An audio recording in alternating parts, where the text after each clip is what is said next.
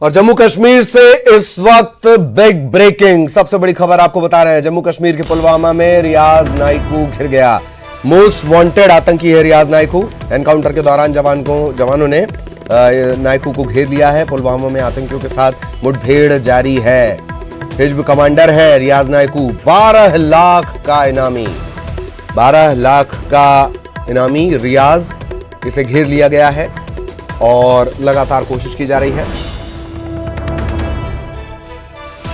कि इस most wanted को जिंदा पकड़ा जा सके। एनकाउंटर के दौरान जवानों ने इसे घेर लिया है रियाज को। इस वक्त सबसे बड़ी खबर आपको बता दें, घुसपैठ के बाद, संभावित घुसपैठ के बाद जम्मू कश्मीर में जवानों की शहादत हुई और जवानों की शहादत के बाद एक बड़ी कामयाबी के तौर पर इसे देखा जा रहा है। रियाज नाइकू ये मोस्ट वांटेड आतंकी है, 12 लाख का इनामी, हिजब का कमांडर, इसे घेर लिया गया है। कोशिश ये है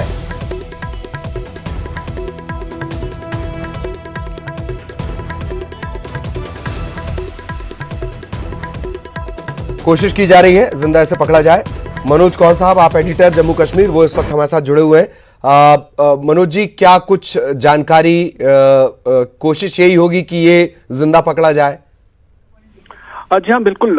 ये जो एनकाउंटर अभी शुरू हो गया है वहाँ बेगपुरा, जो कि रियाज नाइकू का अपना गांव है, जहाँ वो वहीं का रहने वाला है वो, और वहाँ पर अभी भी जो मुठभेड़ चल रही है, कोशिश ये है कि उसको गिरफ्तार किया जाए। हालांकि पुलिस ने अभी ये बताया नहीं है कि इसमें रियाज नाइकू वहाँ पर फंसा हुआ है, लेकिन पुलिस ने जरूर ये कहा कि एक बहुत बड़ा कमांडर जो है वो फंसा हुआ है। तो कोशिश पुलिस की ये रहेगी कि उसको जिंदा पकड़ा जाए, क्योंकि बहुत समय से तलाश थी इसकी। जो साउथ कश्मीर में जो हिजबुल मुजाहिदीन का जो मेन जो हम ये कहें कि सरगना है, वो रियाज नाइकू ही। हालांकि कुछ अरसे से वो थोड़ा सा कम एक्टिव दिखाई दे रहा था, लेकिन जिस तरह से रिवाइवल ऑफ मिलिटेंसी है जो जनूबी कश्मीर के अंदर, साउथ कश्मीर के अंदर, उसमें रियाज नाइकू का एक बहुत बड़ा हाथ है। और पुलिस का ये कहना है कि ये जो रिक्रूटमेंट है लोग जवानों को ये ल्योर करता था कि वो मिलिटेंसी ज्वाइन करें, तो अगर उसे गिरफ्तार किया जाता है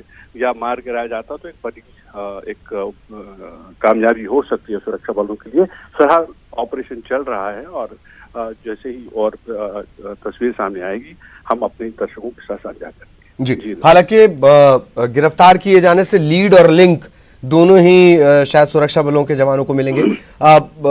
एक चीज और मनोज जी की अभी शहादत भी हुई है, सैनिकों की शहादत हुई है और फिर ये अचानक से ये ऑपरेशन, तो एक मानस जो होता है अपने साथियों को खोने का, वो भी कहीं ना कहीं इस ऑपरेशन में नजर आ रहा होगा मनोज जी? जी बिल्कुल। देखें, जब भी कोई सिक्योरिटी फोर्स को नुकसान होता है, कि ये एक इंसानी फितरत है कि अगर कोई साथी पिछड़ जाए तो उसका दुख जरूर होता है और उसके बाद एक जो दृढ़ निश्चय है वो ज्यादा पक्का हो जाता है। और निश्चय ये होता है कि भैया जिस तरह से उन्हें चोट पहुंचाई गई है, वो कोशिश करेंगे कि आतंकियों के साथ ऐसा व्यवहार किया जाए, इस तरह की कार्रवाई की जाए कि ताकि उन्हें भी इस बात का संदेश मिले कि अगर वो सिक्योरिटी फोर्सेस पे हमला करते हैं जहां जवान या अफसर शहीद हो जाते हैं, तो सुरक्षा बलों में इतनी ताकत है कि वो मिलिटेंट्स के खिलाफ एक कड़ी कार्रवाई कर सकते हैं। तो डेफिनेटली वो चीज है। लेकिन साथ ही मैं आपको ये बताऊं ललित की जिस तरह का माहौल कश्मीर घाटी के अंदर है, जो शहादतें हुई थी वो नॉर्थ कश्मीर में हुई थी, हंदवाड़ा के इलाके में, जबकि ये जो ऑपरेशन है ये साउथ कश्मीर में चल रहा है। और लगातार सुरक्षा बलों की ये कोशिश रहती है कि जहां पर भी आतंकियों के बारे में खबर मिले उसके बाद उस लीड को फॉलो किया जाता है और उसके बाद जो स्टैंडर्ड ऑपरेटिव प्रोसीजर्स है उसमें पहले कॉर्डन ऑफ किया जाता है और जितने भी सिविलियन वहां हों उन्हें निकाल के फिर ऑपरेशन शुरू किया जाता है। तो इसी तरह का ये ऑपरेशन है। और आज जिस तरह से बेगपुरा में ये जो एनकाउंटर अभी चल रहा है, जो जहां पर रियाज नाइकू के बारे में बताया जा रहा है कि वो फंसा हुआ है, तो ये एक बहुत बड़ा एक एनकाउंटर है, हम ये कह सकते हैं।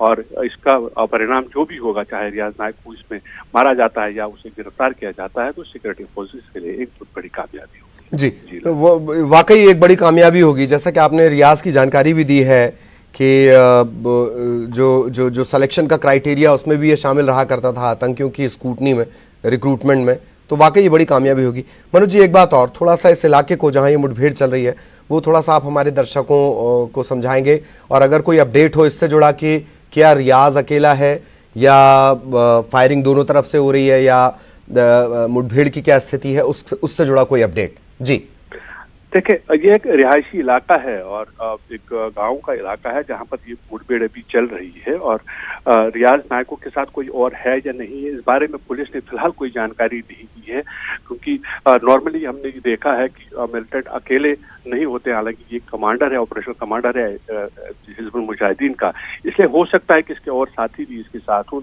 2 से 3 साथी और हो सकते हैं साथ।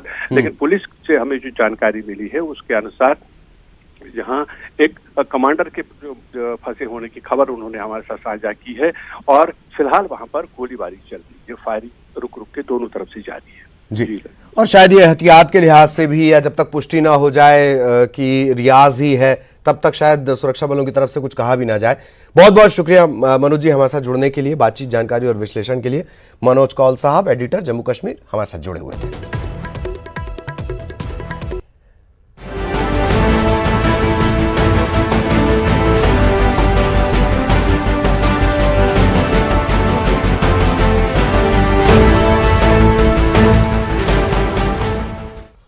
और तेजी से बेरहम होते वायरस का अपडेट पूरी दुनिया में किस तरीके का है वो अब हम आपको बता दें। दुनिया में कोरोना के 37,27,802 मरीज, यानी 37,27,802 मामले अब तक सामने आ चुके हैं। अब तक 2,58,338 लोगों ने जान गंवा दी है। 12,42,347 स्वस्थ भी हुए हैं। अमेरिका की स्थिति, सुपर पावर, स्वघोषित चौधरी जिसे हम कई लोग कहते हैं, वहां पर स्थिति सबसे ज्यादा बुरी। 72,271 लोगों की मौत।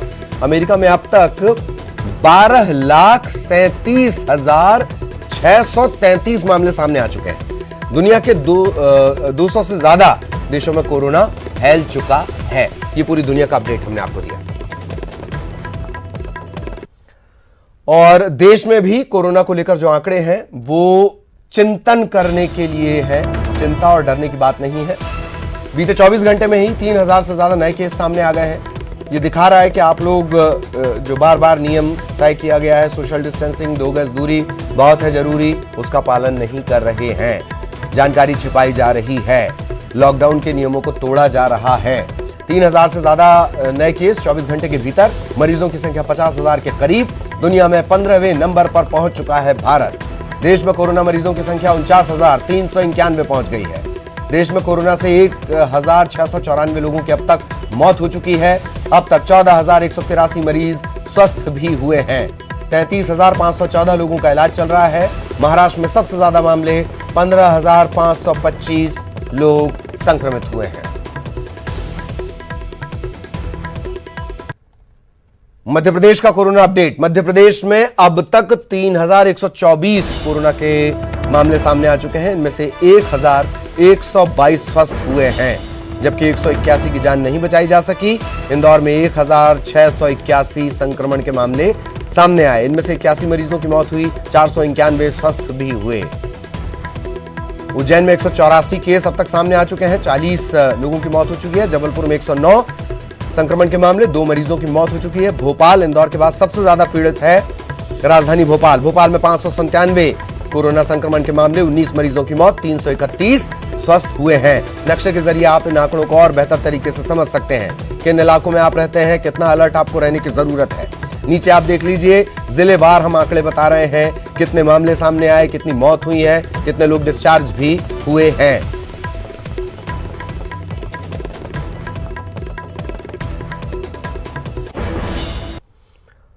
और नीमच में हो गई है कोरोना की दस्तक। नीमच शहर में 4 कोरोना संक्रमण के मामले सामने आए। कलेक्टर ने तत्काल कर्फ्यू घोषित कर दिया है। मेडिकल और दूध की दुकानें खुली रहेंगी, बाकी सब दुकानें रहेंगी बंद।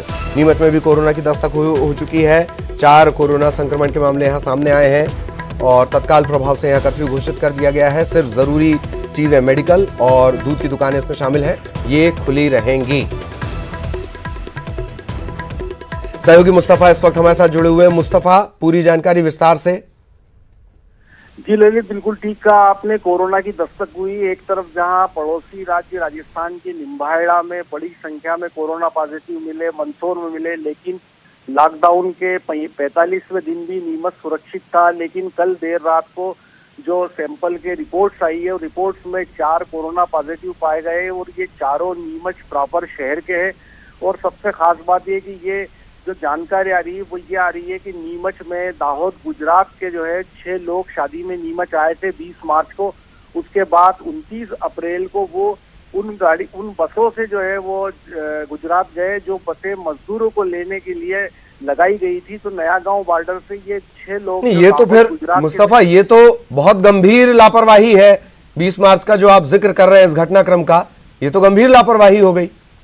जी बिल्कुल सही कहा आपने, ये गंभीर लापरवाही है, क्योंकि उसका कारण ये है कि जो लोग गुजरात से आए थे वो 1 महीने से अधिक तक नीमच में रुके रहे और उसके बावजूद उनको वापस नहीं किया गया। दूसरी खास बात है कि ये उन बसों में गए थे, नया गांव बॉर्डर से जो बसें अलग अलग राज्यों के मजदूरों को लेके एमपी के अलग अलग जिलों में भेजी गई। सबसे खास बात है कि नया गांव जो बॉर्डर है उससे 10,000 से के करीब मजदूर जो है एमपी के जिलों में भेजे गए थे, उनमें ये 6 लोग जो है दाहोद भेजे गए।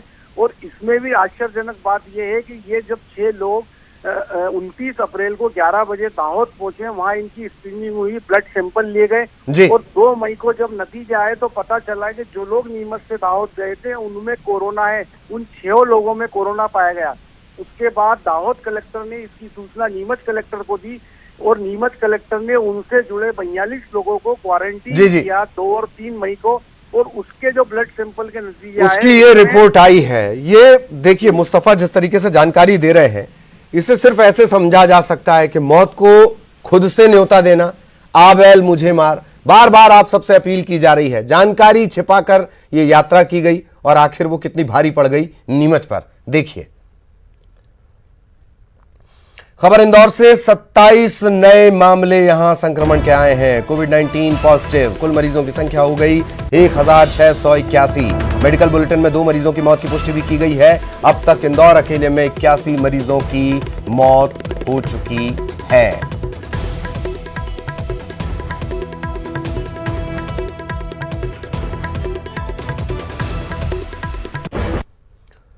और तमाम तरह की सख्तियां हालांकि इंदौर में लगातार बरती जा रही हैं। इंदौर में एक बार फिर बेवजह सड़कों पर निकलने वाले लोगों पर पुलिस का डंडा चला है। इंदौर पुलिस ने सदर बाजार और एरोड्रम थाना इलाके में गश्त के दौरान जो लोग घूमते नजर आए उन्हें अलग अलग सजा दी गई। किसी से व्यायाम कराया गया, कुछ से पुलिस ने कहा कि चलो सूर्य नमस्कार करके दिखाओ, उससे उठक बैठक भी लगवाई गई। और जो ज्यादा होशियार बन रहे थे उन पर अस्त्र का प्रयोग, मतलब लाठी का प्रयोग, वो भी किया गया। सहयोगी विकास हमारे साथ जुड़े हुए हैं। विकास, सजा देने का अनोखा तरीका, लेकिन ऐसा लगता है कि शायद समझ नहीं रहे लोग। बिल्कुल, ये जो सिलसिला है वो बदस्तूर जारी है सजा देने का। बावजूद इसके बेवजह सड़कों पर घूमते हुए लोग अचानक से देखे जाते हैं। अक्सर ये सुबह का वक्त होता है जब लोग तमाम तरह की प्रिटेंड करके अब अपने नए नए तरीके के बहाने लेकर सड़कों पर उतरते हैं, जिनका सामना जो है वो पुलिस से होता है। और ऐसा ही आज नजारा देखने को मिला। एरोड्रम और सदर बाजार समेत तमाम पश्चिमी क्षेत्र के जो इलाके हैं वहाँ की पुलिस सुबह गश्त पर निकली थी, लिहाजा उन्होंने सख्ती से कार्यवाही उन लोगों पर की जो बेवजह सड़कों पर घूमते दिखाई दिए। कुछ जगह गन्नों की भाषा से समझाया गया, वहीं कुछ लोगों को शारीरिक तौर पर व्यायाम कराया गया और योगा अभ्यास कराया गया। हालांकि ये जो तर्क है उसके पीछे यह तर्क भी है कि पुलिस जो लोग हैं उनका इम्यूनिटी पावर भी स्ट्रांग होगा, इसके साथ साथ में सख्ती भी होगी, इस वजह से वो लोग सड़कों पर नहीं निकलेंगे। ललित, चलिए, बहुत बहुत शुक्रिया आपका इस तमाम जानकारी के लिए। विकास, हमारे सहयोगी हमारे साथ जुड़े हुए थे। तो देख लीजिए, पुलिस अभी भी आपसे बहुत प्रेम से आपको समझा रही है, व्यायाम करवा रही है, उठक बैठक अकेले लगवा रही है, सूर्य नमस्कार करवा रही है। वरना पुलिस की लाठी अगर बोलेगी तो आपको जगह जगह सूजन का सामना करना पड़ सकता है। अप डाउन,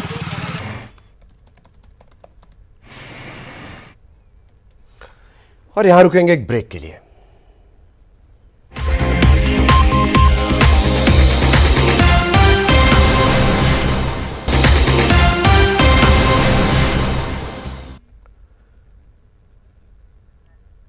ब्रेक के बाद खुशखबरी के साथ, हालांकि इस खुशखबरी पर अभी एक क्वेश्चन मार्क लगा हुआ है।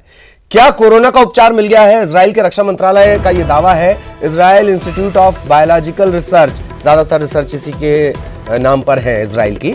क्या उसे कामयाबी मिल गई है? एंटीबॉडी विकसित कर ली गई है, तीनों पैमानों पर ये खरी उतरी है। ज्यादा जानकारी के लिए शैलेंद्र बांगू साहब इस वक्त हमारे साथ जुड़े हुए हैं। शैलेंद्र जी, वो 3 जो कसौटियां हैं उनके बारे में भी बताएं, और ये जिस इंस्टीट्यूट का जिक्र है इस खबर में, ज्यादातर जो रिसर्च है IIBR के नाम ही हैं सर। बिल्कुल ललित, आपको बता दें कि इजराइल के रक्षा मंत्रालय का ये दावा है कि उनको कोरोना का उपचार मिल गया है और उन्होंने एक ऐसी एंटीबॉडी विकसित कर ली है जो कि कोरोना से लड़ने में सक्षम है और बॉडी के अंदर ही उसे निष्क्रिय कर देती है। और तीनों पैमाने, जिसमें सबसे अहम बात यह है कि इसमें जो हानिकारक प्रोटीन है वो बहुत कम मात्रा में है और वहीं एंटीबॉडी कोरोना वायरस को बेअसर करने में सक्षम है। और तीसरी अहम बात यह है कि आक्रामक कोरोना वायरस पर इसका परीक्षण हुआ है। आपको बता दें, अपडेट कर दें कि इसमें अब इजराइल के रक्षा मंत्री का बयान सामने आ रहा है जिसमें वो कह रहे हैं कि वैक्सीन डेवलप कर लिया गया है, अभी फिलहाल इसको पेटेंट किया जा रहा है, यानी कि इसको रजिस्टर किया जा रहा है अंतर्राष्ट्रीय लेवल पर, जिसके बाद जो मैन्युफैक्चरर्स है जो कमर्शियल प्रोडक्शन करेंगे उसके लिए ये अप्रोच किया जाएगा अंतर्राष्ट्रीय कंपनियों को। तो कहीं ना कहीं ये बहुत बड़ा दावा है, एक बहुत बड़ी अचीवमेंट बताई जा रही है।